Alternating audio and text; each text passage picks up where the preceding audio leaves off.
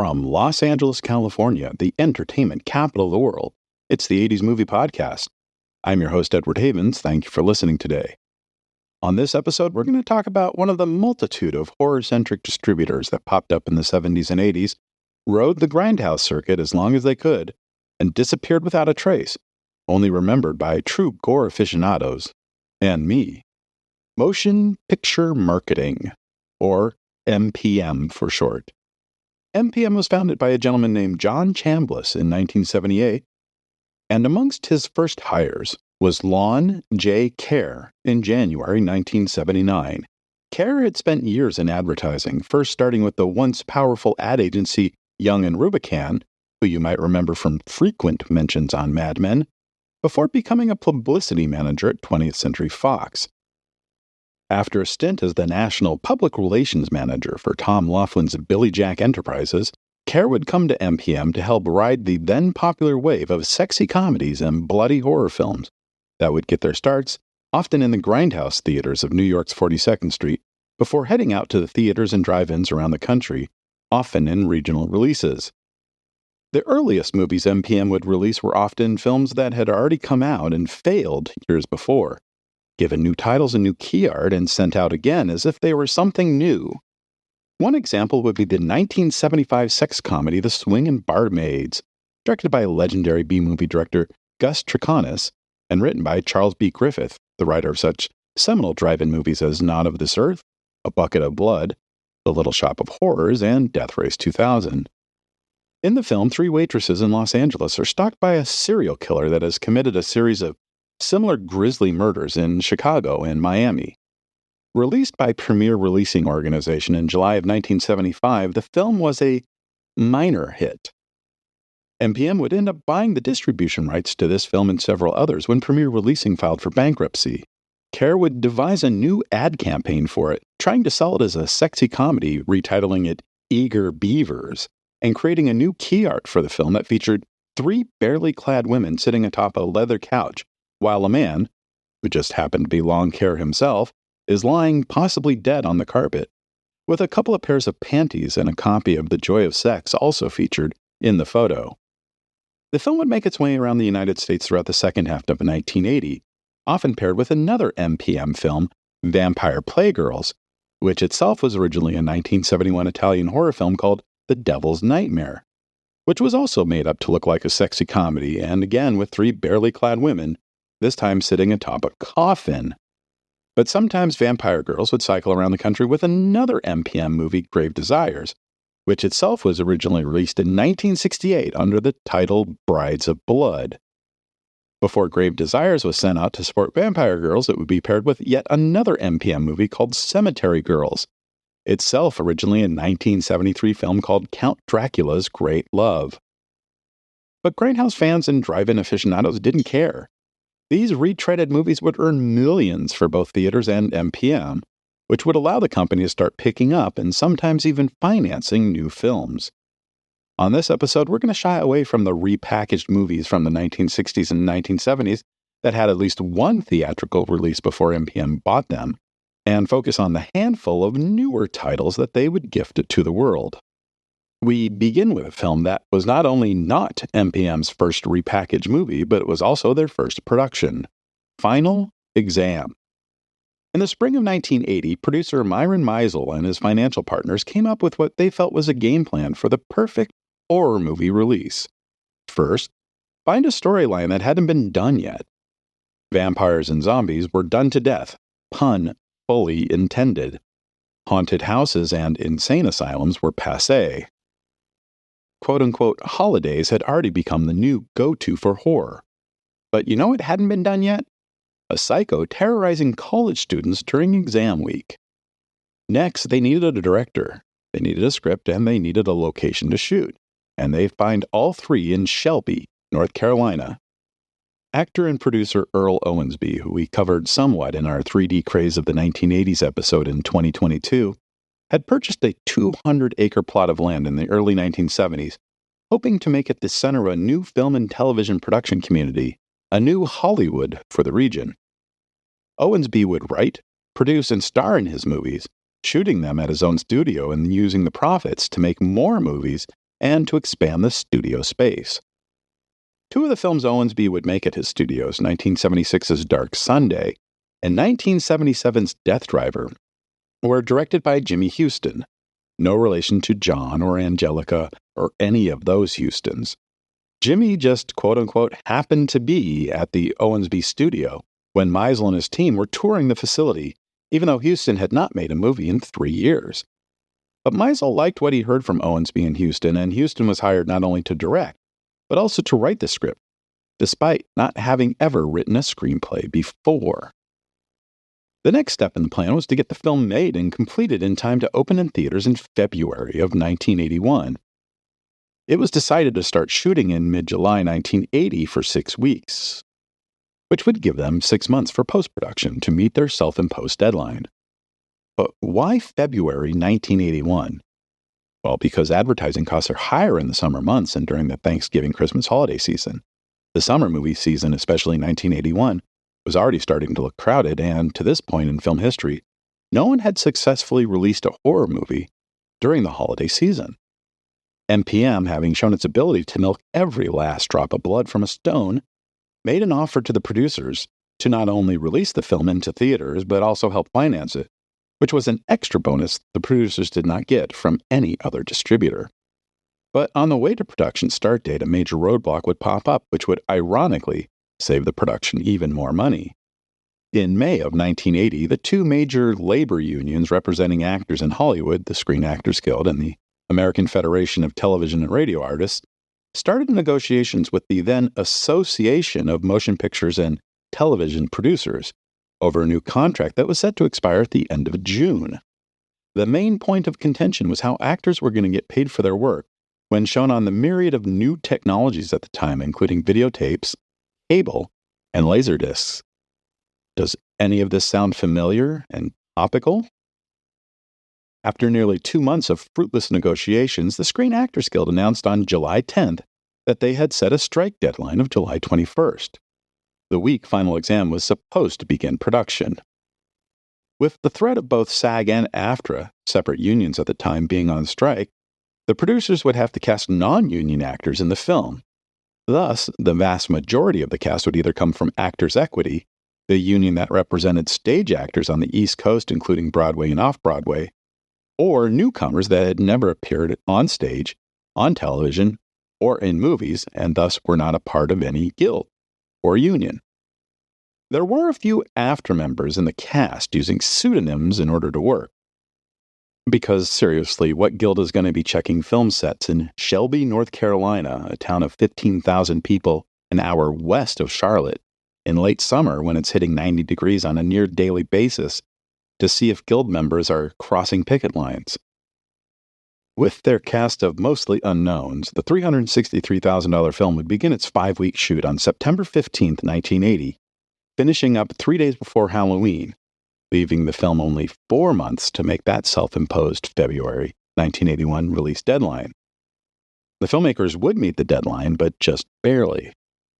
MPM would open Final Exam in one theater, the Kon-Tiki in Dayton, Ohio, one theater, the Yorktown in Minneapolis, and one theater, the Namioki in St. Louis, on Friday, February 27th. The film would earn $7,000 in Minneapolis, $4,500 in Dayton, and $3,000 in St. Louis. Not good numbers, and barely better than the 4th and 5th week movies it replaced.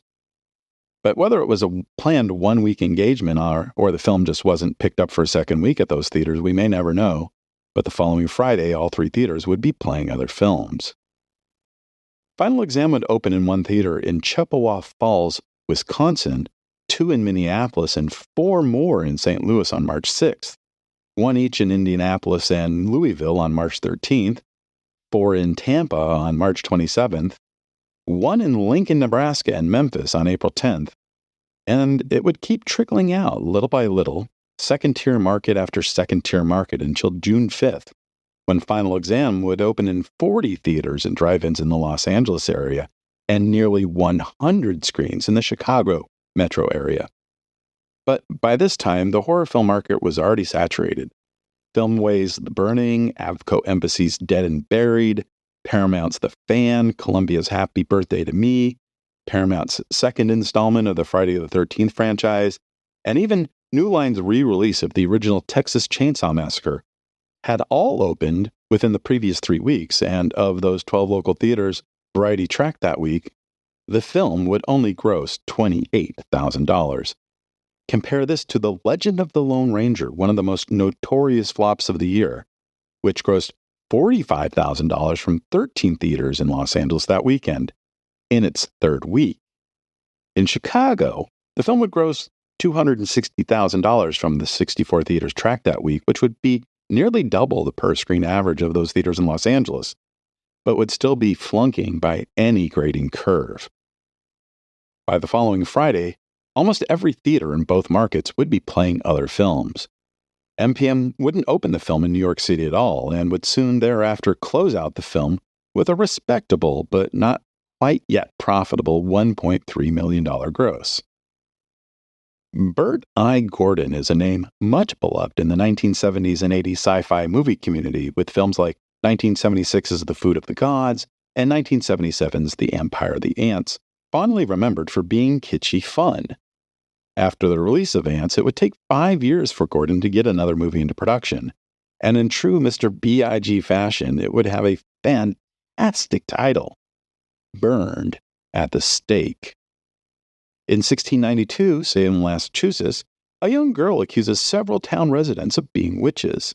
Those people are tried and convicted and, you got it, burned at the stake. 288 years later, a young girl living in Salem is accosted by a wax figure in the town's witch museum during a school outing. The wax figure has been possessed by a minister from way back when, who believes this young girl is the reincarnation of the young girl who accused his 5-year-old daughter of being a witch. Filmed in September and October of 1979, on location in Salem, including the famous House of the Seven Gables, it would take nearly 2 years for Gordon to get any nibbles on his new movie, despite his last 2 films being box office successes that found a second life during the early days of cable television. But MPM needed to get another movie out into the market, so they would pick the film up and prep it for an early 1982 release. One of those prep items would be to change the title from the memorable Burned at the Stake to the rather bland and generic The Coming. Like with Final Exam, MPM would start slow with The Coming, opening it on 3 screens in El Paso, Texas on January 22, 1982, before sending it out onto 2 screens in Albuquerque on February 19th. But there are no records of the film playing anywhere else in America, or how much it might have made. What little audience the film would find it on home video and late-night cable presentations in the years to come. Demon Rage would be MPM's first film with some kind of star power, if you consider John Carradine, Britt Eklund, or Lana Wood to be some kind of star. Wood plays Lisa, a woman in an unhappy marriage, who starts to have an affair with a tall, dark, and handsome man who may or may not be a spirit from the other side. The $1.5 million film's director and co-writer, James Polikoff, had written or directed several silly movies over the previous few years with titles like Swim Team and Love and the Midnight Auto Supply.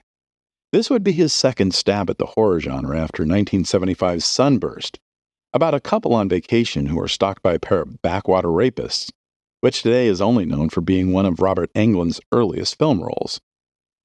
Demon Rage would open in Corpus Christi, Texas, and Fresno, California on June 4, 1982, close after 2 weeks with no reported grosses, and pretty much be forgotten about. Another film to come and go without much fanfare was William Fruitt's Funeral Home, which is admittedly a better title than the one the movie was shot under, Cries in the Dark. A young woman arrives at her grandmother's new home, a former funeral home, to help turn it into a quaint little country bed and breakfast. But soon after opening, the guests start to disappear if they don't turn up dead. Funeral Home was one of the plethora of Canadian-made movies in the late 70s and early 80s that took advantage of a favorable tax law that was created to spur movie and television productions to the Great White North. For a low-budget horror film, Funeral Home enjoyed a fairly long 7-week shooting schedule in and around Toronto. And while the movie would open in Canada in October of 1980, it would take more than another year and a half for it to make it to American theaters, starting with playdates in Bowling Green, Kentucky, Clarksville, Tennessee, Columbia, South Carolina, Nashville, and Rochester, New York on May 28, 1982. The following week, June 4th, it would lose all of its screens in those first three cities, but add new playdates in Appleton and Madison, Wisconsin. And by the following Friday, it would be out of all of its former theaters. But credit to MTM, they didn't quite give up on the film this time. It opened in Cincinnati on July 2nd, in St. Louis on July 9th, in Eau Claire, Wisconsin, Louisville, and Sioux Falls, South Dakota on July 16th, and Indianapolis on July 23rd. Then they take a short break before giving it another chance in San Francisco on October 17th, and Lafayette, Louisiana on October 1st, and Miami on October 15th. But finally, on November 5th, MPM would go all in with a major release in New York City, 56 screens. Despite no opening day ad in the New York Times and stiff post-Halloween competition from Halloween 3, which had opened 2 weeks earlier, and The Burning, which had also opened on November 5th, Funeral Home would do more than $400,000 in ticket sales, the third best gross in the city after First Blood, and the Michael Palin comedy, The Missionary. And more importantly, we would finally have something resembling a national gross total to date after nearly 4 months, $708,629. But the following week, Funeral Home and all the other horror titles in the market would get hammered by a new horror movie entering the market. George Romero and Stephen King's Creepshow, which would gross more than $1.2 million in New York City alone its first weekend. Creepshow sucked so much air out of the room that 55 of the 56 screens playing Funeral Home on November 5th had dumped it for Creepshow on November 12th. The only theater that kept it, the Rivoli 2 in Times Square, would only sell 500 tickets over 18 shows the entire weekend, a nearly 66% drop over the previous week. But the prints were made, and they didn't have a lot of wear and tear on them, so MPM would make one final push on the film, opening it on 39 screens in Los Angeles on January 28, 1983. This time, MPM would buy a quarter-page opening day ad in the Los Angeles Times. Variety only tracked 7 of those screens, but the film would gross more than $71,000 from those 7 screens, which would extrapolate to about $150,000 to $200,000 from all the theaters in the region, based on ticket prices and suburban theater audiences. Film also opened on one screen in Phoenix the same day, grossing about $3,500 for the weekend. But again, opening in a major market would give us another clue on a national gross to date. $786,445. And that would be the end of it. MPM would actually release 2 other movies trying to make Funeral Home happen. The first was The Concrete Jungle, the first in a series of movies that would become MPM's other bread and butter besides horror films, the women in prison genre. Now, what made the women in prison genre so successful in the 70s and 80s? Young, beautiful, scantily clad women getting in catfights, showering naked, and being humiliated in the most male-gazing way possible. Jill St. John, the former Bond girl from the early 1970s, stars as a cruel and unsympathetic warden at the Correctional Institute for Women in California, who runs a drug and prostitution ring through the jailhouse. A pretty young woman whose boyfriend stashed a good amount of cocaine in her skis is sent to the correctional institution where she works with the deputy director in order to take down the warden and her queen bee prisoner. Shot in an abandoned men's prison in Ventura, California in the late summer of 1981, The Concrete Jungle would open on 111 screens, including 51 screens in the Los Angeles metro area and 10 in and around Detroit, on September 3, 1982, grossing a decent $547,000. For some reason, MPM didn't report second-week grosses, but in its third week, its screen count was down to 48, including several new playdates in Phoenix and Tucson. But with a fairly decent $192,000 weekend gross, which is only about 20% off its first-week numbers on a per-screen average. And in 3 weeks, the film had already grossed nearly $1.5 million. In its fourth week of release, the film would add 40 screens in Chicago and another $110,000 in the till. By Chicago 1st, the film had opened in Cincinnati and Honolulu, Reno, and the San Francisco Bay Area, and the following week they would add playdates in Indianapolis and Louisville. But the biggest push would come on October 15th, when The Concrete Jungle would arrive on 97 screens in the New York City metro area. The reviews, the few outlets that bothered to review it, that is, were extremely atrocious, but when were bad reviews ever going to stop New Yorkers from eating this stuff up? The Concrete Jungle would be the #1 film for the weekend in the Big Apple, selling $636,000 worth of tickets. And after 6 weeks in theaters, the film would have already grossed $4.5 million. But that would be the summit for this film. The following week, the film would lose more than half its theaters in New York, and the gross would also drop by more than 50%. By the end of October, the film was already gone from the Big Apple, even though it was doing better than E.T., which was still in 24 theaters in the area after 21 weeks. There would be a few more playdates in smaller suburban and rural markets, but nothing big enough to warrant any further mention, especially since grosses weren't being reported anymore. The Concrete Jungle would end its run with about $5 million in box office.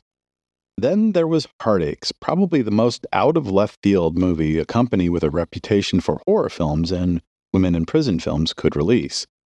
Annie Potts plays Bonnie, a young newlywed who has become pregnant, but not by her husband, played by Robert Carradine. Afraid to tell him, she runs away, hopping on the first bus out of town. On the bus, she meets Margot Kidder's Rita, a free spirit returning home from a trip to Montreal, who is beholden to no one. Bonnie ends up moving in with Rita, and the pair discover they might have more in common with each other than it might appear. Although some parts of the movie were shot in Atlanta to lend authenticity to the story, the vast majority of the $4 million Canadian production would be shot in Toronto. And MPM would also do something different with the release of this film on November 19th, doing something they hadn't done before. Opening the film on 4 screens in Los Angeles, 3 in New York City, and 1 in Chicago, and letting good reviews from the likes of Roger Ebert, Rex Reed, and Judy Stone from the San Francisco Chronicle be the driving force. And it sorta worked. Heartaches would gross an okay $45,000, and it would only lose 1 of those screens after 3 weeks, not gaining any kind of solid hold on filmgoers the way a My Dinner with Andre had been doing all year across the country, but no hard drops either. But with the glut of legitimate award contenders like Gandhi, Sophie's Choice, Tootsie, and The Verdict starting to open and expand in the final 2 weeks of the year, it would push a smaller movie like Heartaches out of theaters. By Christmas Day, with no awards buzz surrounding it, Heartaches was down to just a single playdate in Los Angeles, where it would gross just $1,000 for an entire week. The film would be gone from theaters before the end of the year, with barely $100,000 in ticket sales. The first MPM movie for 1983, Mausoleum, would start to make its way around theaters in February. Susan Walker, a 10-year-old girl mourning the death of her mother, becomes possessed by a demon who has been preying upon her female ancestors for centuries, after coming across a supernatural force killing a vagrant in her family's mausoleum. 20 years later, as she is about to receive her family inheritance, the demon inside Susan starts to take over, both mentally and physically. Filmed in Los Angeles during February and March of 1981, Mausoleum featured 70s film icon Marjo Gortner and Bobby Brissi, who would become a beloved scream queen thanks to her role here. The film would become partially notorious for being the first film bankrolled by Michael Franzese, a 30-year-old capo in the Colombo crime family known as the Yuppie Don, who was trying to establish some legitimate businesses when it came time to leave the family. A few weeks after the film completed shooting, the first lawsuit involving the film was filed. Morton Green, who owned the rights to the story, sued the producers for $60,000, which he said he was supposed to be paid for directing the film in exchange for transferring the story rights to the producers, plus $1 million in punitive damages. If the suit was ever settled or went to trial, I cannot find out how it all came out. Post-production lasted through most of the rest of 1981, but even after the film was completed, it would sit around for another year before MPM would pick up the theatrical distribution rights. On February 18, 1983, Mausoleum would open on 3 screens in Birmingham, Alabama, and on 2 screens in Nashville. 2 weeks later, on March 14th, the 2 screens in Nashville were gone, as was one of the screens in Birmingham, with those prints shipped off to Memphis, while adding another screen in Clarksdale, Mississippi, followed by new playdates in Charlotte and Greensboro, North Carolina, and Myrtle Beach, South Carolina on the 11th.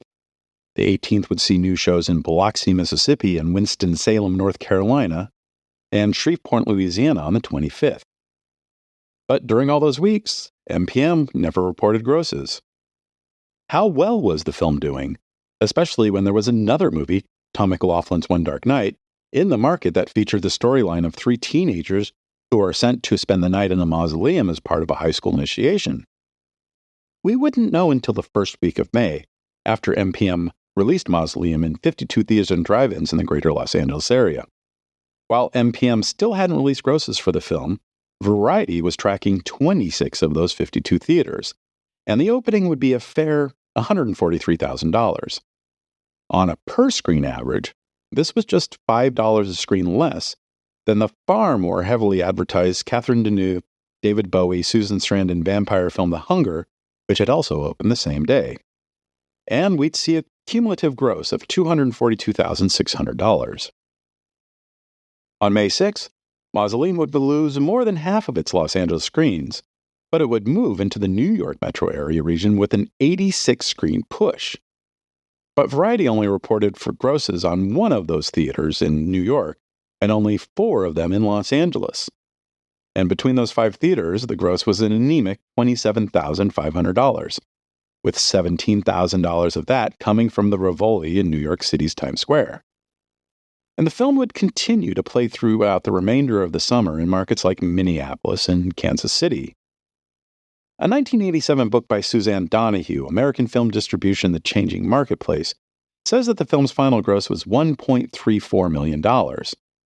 But if it didn't gross more than $400,000 between the 2 biggest markets in America, I honestly could not see any path towards $1.34 million, but I guess it's possible? MPM's next release would also be, surprise, another Italian horror film. Directed by Lucio Fulci in 1979, The Gates of Hell featured Greek-American actor Christopher George as a reporter who travels to a small New England town with a young psychic to help close the gates of hell, which have opened up when a priest hangs himself in the church's cemetery before the start of All Saints' Day. Should they fail, the dead from all over the world will rise up from their graves and kill the living. The Gates of Hell would be the first of Fulci's Gates of Hell trilogy, along with The Beyond and The House by the Cemetery. Although none of those films have any of the same cast or really share any major thematic elements that would weave them together in any meaningful way. Knowing that they'd never get an MPA rating for a Fulci movie other than an X, MPM would send The Gates of Hell out to theaters unrated, with a warning on the posters and ads that the film contained, quote, scenes which may be considered shocking, unquote, and that no one under 17 would be admitted. The film would open in 41 theaters in Southern California, from Ventura to Palm Beach to Escondido, as well as 2 screens in Tucson, Arizona. Variety only tracked 13 of those screens, which grossed an impressive $140,000, which would be $50,000 more than a movie called Losing It, starring Shelley Long from Cheers, which had been on TV for 1 season but not yet had become a ratings juggernaut, and an up-and-coming actor named Tom Cruise, who had made an impressive acting debut 2 years earlier in Taps. And Losing It was playing on 50% more screens than The Gates of Hell. 2 weeks later, April 22nd, the film would open in the San Francisco Bay Area and in Honolulu, followed by Biloxi, Mississippi, and Lafayette and Shreveport, Louisiana, and Pensacola, Florida on the 29th, and St. Louis and Dayton, Ohio would come aboard on May 13th. The next big break would be May 20th, when The Gates of Hell opened on 72 screens in the New York City metro area, where it would scare up $495,000 worth of ticket sales, fifth best in the region that weekend, and the second best new opener behind the cheesy Charles Band 3D movie Space Hunter. But that would be a small victory, as with the opening of The Return of the Jedi on the 25th, The Gates of Hell would lose nearly half of its screens and see its gross drop to $428,000. By June 3rd, the film would completely disappear from the Big Apple, because all those prints would go to other markets. In Cleveland, it would earn $290,000 from 21 theaters and drive-ins, and another $100,000 from 7 screens in Boston. The film would play a few more months in smaller markets like Appleton and Oshkosh, Wisconsin, Bangor, Maine, and Sioux Falls, South Dakota throughout the rest of the summer, and finish up its theatrical run with a $1.9 million in ticket sales. In some areas, Mausoleum and The Gates of Hell would become a drive-in double feature as early as April 29th, although it appears that all of the grosses for both films would be attributed to The Gates of Hell. Now, some online sources will tell you about a Keir Dullea film called Brainwaves that was allegedly released in August 1983. No specific date of release, but as I was doing my research, I could find no listing for a film with this title in any market covered by Variety in 1982 or 1983. And I couldn't find a single ad for a film with this title in any market in either year, nor could I find any review for a film with this title, or for any movie for its star, or for its director, Uli Lommel, during 1982 or 1983. But there is an Embassy Home Entertainment VHS tape for the film dated 1983 that does show a 1982 copyright for the film for MPM. So, there's that. MPM would release yet another Italian-made zombie movie from 1980 in September of 1983. Originally called Virus in Italy, almost called Zombie 4 or Hell of the Living Dead in America, before MPM settled on Night of the Zombies. See if this plot sounds familiar. In New Guinea, a top-secret experiment goes awry, and mutation chemicals are accidentally released, turning scientists and workers into zombies. A famous French journalist and her cameraman are assigned to disclose to the world what is happening. Meanwhile, 4 soldiers are assigned to a secret mission in the same region. When the soldiers and the journalist meet in the same area, they soon have to defend themselves against a zombie attack. With no one of note in America, and the tagline, "There is no escape from the night of the zombies," MPM would open the film in Des Moines, Iowa, Jackson, Mississippi, and Memphis on Friday, September 16th, followed by a multi-screen release in and around Boston on the 23rd. And as always, MPM did not report grosses for the film for either week. On September 30th, the film would show up in Chicago. Variety would note the film would make $130,000 from 36 screens in Boston, Chicago, and New Orleans that week. But more interestingly, at least to me, Variety's top 50 grossing films chart for the week would note a cumulative box office gross of $369,666. On October 14th, Night of the Zombies would open in 74 theaters in the greater New York City metro region. And despite having no advertising in any of the local newspapers, it would have the highest gross of all the new openers in town and the third best overall gross in the area with $550,000 in ticket sales. Behind Sean Connery's return to 007, Never Say Never Again, and The Big Chill. Still no numbers directly from MPM, but Variety would give us a new total national gross after 4 weeks, $945,666. And while the film would continue to add playdates in places like Baltimore and San Francisco throughout late October and early November, Night of the Zombies would have staying power in New York City. Some theaters in the Big Apple would continue to play the film in December, which is a surprise considering most horror films in the early 80s were in and out of major urban markets in a matter of 3 weeks. And after 8 weeks, the film would unofficially break the $1 million gross mark. And then, like the Energizer Bunny, it just kept going and going and going. During late winter, it would mostly be relegated to being the B or even C title in double and triple features at drive-ins and dollar houses, but every once in a while it would pop up again in a new metropolitan area. As late as May 1984, more than 8 months after the first theatrical playdates, Night of the Zombies would open first run on 2 screens in Miami. Overall, the film would gross a fairly decent $1.5 million from the areas and theaters Variety was tracking, which is not too shabby for a cheap acquisition of a 3-year-old Italian movie. Our next movie is another phantom MPM release of an Uli Lommel film. The Devonsville Terror was a horror film shot in rural Wisconsin featuring Donald Pleasance and Robert Walker that MPM bought the theatrical rights to but never actually released in the theaters. It supposedly opened in theaters in October 1983, according to the IMDb, but outside of a handful of playdates in England earlier in the year, the first time I can find the movie playing anywhere in America is on late-night television beginning Friday, May 18, 1984, in cities like Twin Falls, Idaho, Sioux City, and Raleigh, North Carolina. Our next actual MPM theatrical release is another Italian-made women in prison movie. Some today might know the film as one of Laura Gemser's Black Emanuelle movies. Emanuelle reports from a women's prison, but when it was released into American theaters starting March 16, 1984 in cities like Lafayette, Louisiana and McAllen, Texas, it would be known as Caged Women. When the film opened in Corpus Christi the following week, the local newspaper's summary of the film read just, "You got it. Women in cages." On April 20th, Caged Women would open on 23 screens in Chicago, where it would gross a lackluster $90,000. More than one local critic would wonder why someone would release a movie like this in Chicago on Easter weekend. But that didn't seem to stop people from going to see the 4th chapter of the Friday the 13th series in its second weekend, which grossed nearly triple that amount on one less screen.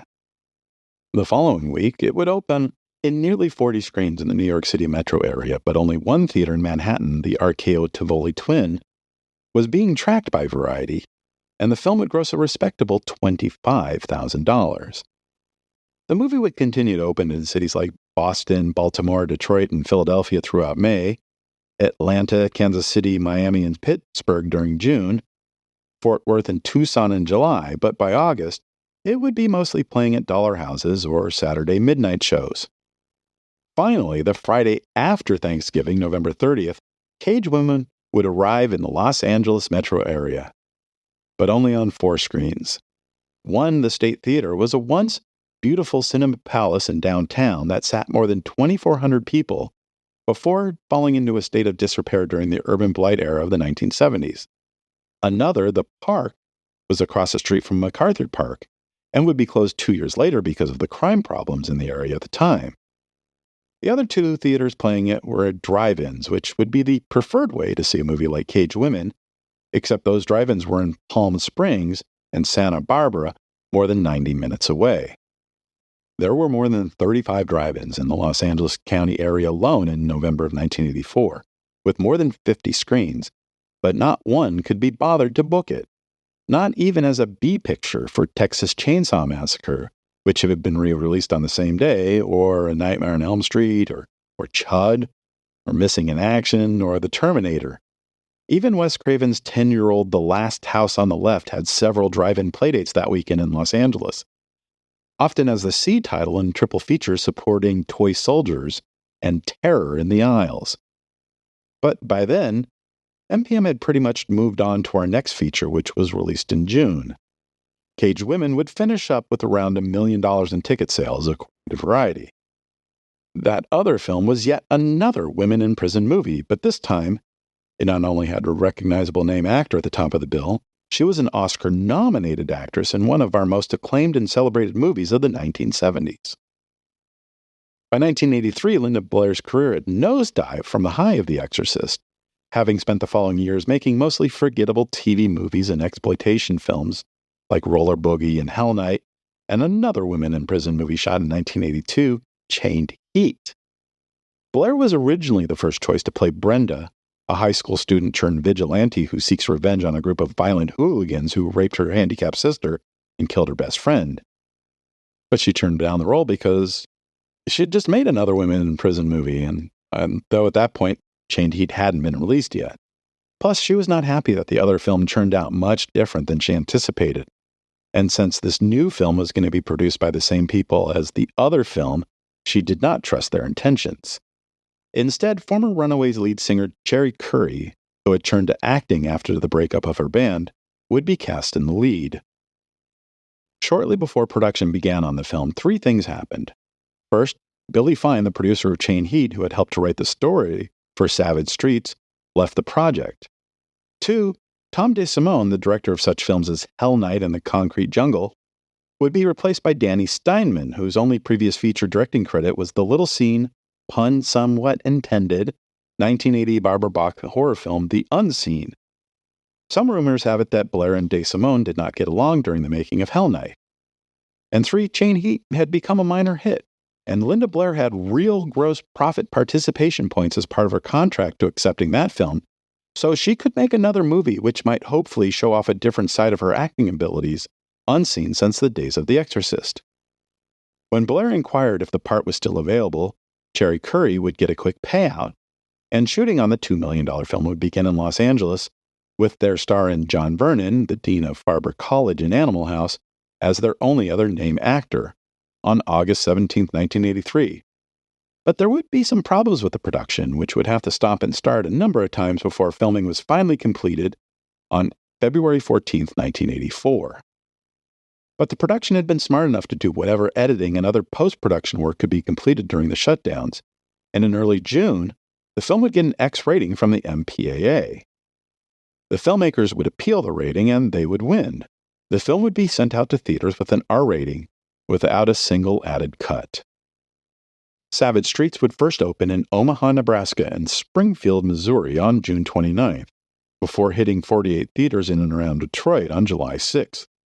MPM didn't report grosses for either week, but they did take out an ad in the July 18, 1984 issue of Variety, their first and only trade ad, to gloat that in its first 10 days in southern Michigan, the film had grossed $543,602. On July 13th, the film would add playdates in Dayton, Ohio, and Indianapolis, and by the end of July, the film would be completely out of theaters, but that wouldn't be the end of the story. On October 5th, Savage Streets would open at 87 theaters in the greater New York City metro area and would bring in $723,000 in its first 3 days. The following week, the film would lose 36% of its screens in the Big Apple and 52% of its opening weekend gross. But still, that's more than $1.1 million from just one territory in 10 days. There are major studio films playing in New York City in October of 2023 wishing they grossed that much in their first 10 days. And ticket prices in Manhattan are 350% higher today than the $5 adult evening ticket price of October 1984. By mid-November, the film had completely moved on from the largest movie market in the country, replacing them with new playdates in Baltimore and Boston on November 23rd, the Friday before Thanksgiving. By Christmas, the film was out of theaters again, and the only talk about it in newspapers or television were regular appearances on critics' worst films of the year lists. The next push for the film would be in late January, when it would arrive in Atlanta on the 25th, before disappearing again 2 weeks later. As the film's video distributor, Vestron Video, was preparing to release Savage Streets on videocassette in late May, they would work with the distribution team to give the film one final theatrical push, sending it out to 45 theaters in Los Angeles on May 10th, with new key art that seemed to hide the fact that it was a female empowerment movie of sorts. Once again, grosses were not reported on the film, and Variety only tracked 10 of the 45 theaters playing the film, where they reported $34,500 worth of ticket sales. The final time Variety reported numbers on the film, Savage Streets had earned about $1.73 million. MPM's penultimate release was yet another Italian-made horror film, which MPM would entitle Revenge of the Dead. In the film, a young journalist named Stefano buys a used typewriter and notices some text is still readable on the ribbon. Through the used ribbon, he is able to reconstruct the story of a scientist, Paolo Zetter, who in the 1950s discovered that some types of terrain have the power to revive the dead that are buried in them. Stefano's investigations bring him in contact with a group of renegade scientists that are still making experiments to prove Zetter's theories. Starring Gabriel Lavia as Stefano and the luscious Anne Canavas as the beautiful, mysterious woman he meets on the way, Revenge of the Dead would open in Johnson City and Kingsport, Tennessee on January 25, 1985. And as usual, MPM did not report any grosses for the film. But there would be, as usual, a slow trickle of playdates in the second and third tier markets. Columbus, Georgia and Knoxville, Tennessee on February 1st, Philadelphia on February 8th, Jackson, Mississippi on February 22nd, and by the end of April, Revenge of the Dead had already been released on VHS, but the theatrical bookings continued. Wichita, Kansas on May 10th, Dayton, Ohio and Pensacola, Florida on June 28th, Buffalo, New York on September 6th, Miami on September 20th, and Atlanta on October 25th, but never in New York City, Los Angeles, or Chicago, the three most important movie markets in America. We'd never get a clue as how well the film performed outside of it never opening on any of those three major markets. MPM's last stand would be another Laura Gemser Black Emanuelle movie. Known mostly around the world as Emanuelle in Prison, MPM would release it in America as Women's Prison Massacre. This time around, 4 escaped male convicts seize control of a women's prison and proceed to terrorize the inmates, one of them who was reporter Emanuelle, incarcerated on trumped-up charges. Women's Prison Massacre would open at 2 theaters in Atlanta and 1 in Macon, Georgia on Friday, April 26, 1985. And, as usual, MPM did not report any grosses. The film would add 1 screen in Columbia, South Carolina on May 17th, and 1 in Birmingham, Alabama on June 7th, where it would play all the way to the end of August. On August 30th, Women's Prison Massacre would add playdates in Baltimore and Pittsburgh, and on September 27th, there would be new shows in Austin and Oklahoma City. And after that, there'd be nothing new until Miami on January 17th, 1986, and Philadelphia on January 31st. Next up, Detroit on April 25th, then Oceanside, California on June 6th. By the 4th of July, 1986, more than a year after opening in Atlanta, the film was now opening as the B or C title in cities like Cincinnati and Kansas City. The film wouldn't arrive in New York City until September 26th or in Los Angeles until December 5th. But there'd be no ads in the newspaper and no reported grosses, even from Variety. The last reported numbers for the film would be just before New York City in mid-September. Women's Prison Massacre had made $876,331 from the theaters Variety was tracking. But as I was compiling all this, I noticed on the playdates for Savage Streets and Women's Prison Massacre after April 1985 that other companies were releasing these films.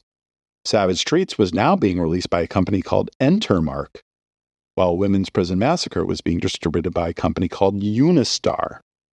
And that's literally the end of the story. MPM was so used to flying under the radar that even their collapse as a distributor went unnoticed and unannounced.